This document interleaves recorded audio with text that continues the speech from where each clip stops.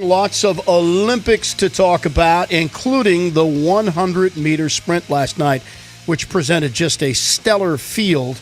And Usain Bolt, as you would expect, ends up getting the gold. But Justin Gatlin got himself the bronze from USA, and he joins us live right now. Where are you exactly, Justin? I'm in the Olympic Village right now. How are you doing? Now, great. Now, do you carry the medal with you at all times, or do they put it away like in some vault or something? I'll let you know in about 3 hours after I pick my medal up in the Olympic Stadium. Oh, you haven't got it yet? You haven't had the ceremonies yet? Not yet. Yeah, tonight we have the opening ceremonies. That's about 7:30. Wow, they delayed all of that stuff. Well, let me ask you, how do you feel? Now, you're out of this thing. You missed the last Olympics. You were undergoing a ban, a 4-year ban, and you win the bronze. How do you feel with this? You know what? I feel good because when I look back at everything I've been through and just to be grateful that I can come back and be on the podium 8 years later, it's a dream come true. I look back at it on a technical aspect. It's a lot of things I could have did better in my race. I got nipped for the silver, and I think that Bolt's a beatable runner. My hats off to him. He's a great runner. He's a great competitor. But, I'm out there to win. Okay, you have you looked at the tape of the race? Yes. You have. What could you have done? Because he got out of the block slowly. You got out of the blocks quickly. What could you have done to win this race? Well, my first couple of steps were kind of short, and a couple of my teammates and my coach told me that. Towards the middle of the race, I could have stayed a little more patient instead of surging for the front, and it would have helped me along the way towards the end of the race as well. The thing is that when you look at it, it's such a tight race here. You were 1/100th of a second from finishing out of the medal count. Do you ever think about that? Oh, yeah. I thought about that when I saw the time come on the clock. And I dropped to my knees, and I thank God. I was like, hey, you know what? Thank you for giving me a strong back to lean forward. And he got me on the medal stand. I mentioned that you went under a 4-year ban. Are you concerned that because of the positive doping test that you do face some scrutiny out there, that there are people that will always view you that way? You know what? At one point in time, I did feel that way when it was up in the air. But innocent or guilty, to be honest with you, Glenn, I served 4 years from something I love and something I've been doing for almost all my life and running very stellar times throughout my career. And to come back and pretty much duplicate times I did before I left the sport, I think it's an achievement within itself. And I got to wake up as Justin Gatlin every day. So I can't really dwell on what people and critics are going to say and how they're going to scrutinize me. How did you stay with it? How did you not say to yourself, man, this is a long period of time. I'm going to be 30 here. How did you stay with it? You know what? I just thought about that the 4 years I'm away from the sport and those guys out there running their butts off very hard throughout these 4 years, I'm going to think of that as shelf life. So now I got another 4 years to be able to come out there compete and hopefully get a chance to be on the team for Rio de Janeiro in 2016. And I'm just glad I'm just healthy and strong. You said a couple minutes ago that Bolt can be beaten, and yet most people talk as if it's inevitable. The 200-meter, he's going to win this thing. How is it that he can be beaten? We're talking about something that, it hasn't been done before, which it has. He's been beaten by his own teammate twice, in the 100 and 200, he's been beaten by Tyson Gay, hands down.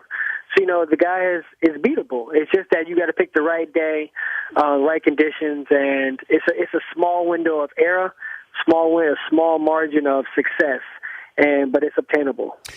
Justin, there was a bottle thrown just before you guys broke out of the buck. Did you notice it? No, I can't see behind me, but I definitely.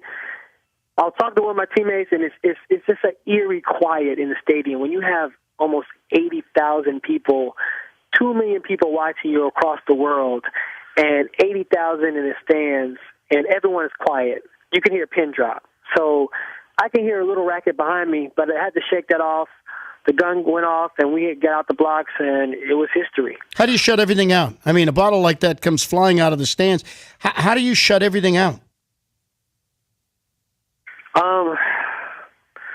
You just have to. You work at it day in, day out. You know, you do block starts and block reps with people talking around you.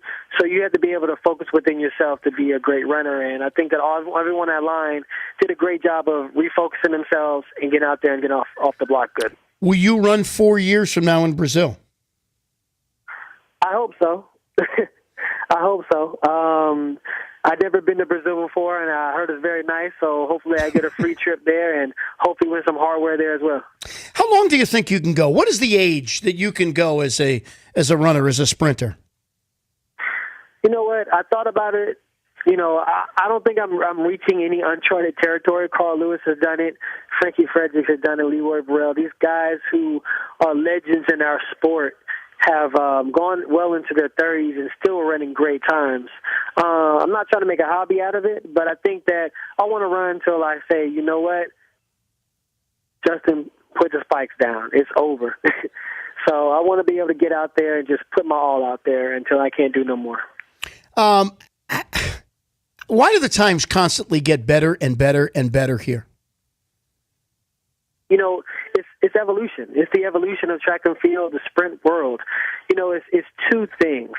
When you have great runners and you have someone who is leading the pack like Bolt, it pushes other athletes to train harder, to compete better.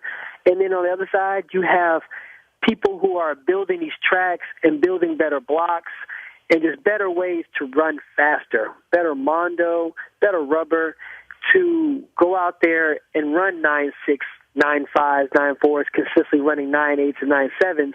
So we're doing all this for the crowd, and we're just happy that we can do it. Otto Bolden, we had him on earlier. He said the track has an awful lot to do with it. Yeah, I can definitely tell you that track is silly fast.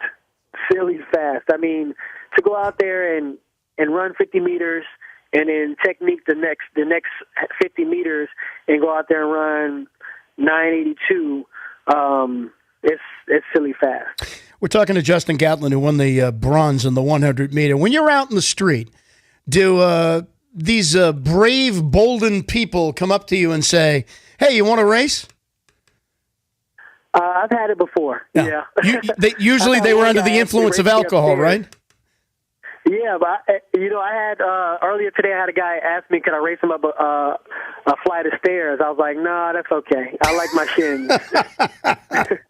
Hey, Dan Patrick, Hinnie's over there with you. He loves souvenirs. Anything from the race last night that they can borrow here in the little man cave, the Dan Patrick man cave. Do you have anything? Memorabilia-wise? Yeah, memorabilia-wise. Anything at all. Yeah, sure. I think we have some bib numbers laying around here somewhere. We can definitely get in touch and get some stuff out there. There you go. Now that's it right there. Bib number will work. Hey, Justin, congratulations. Phenomenal feat, and welcome back into the Olympics.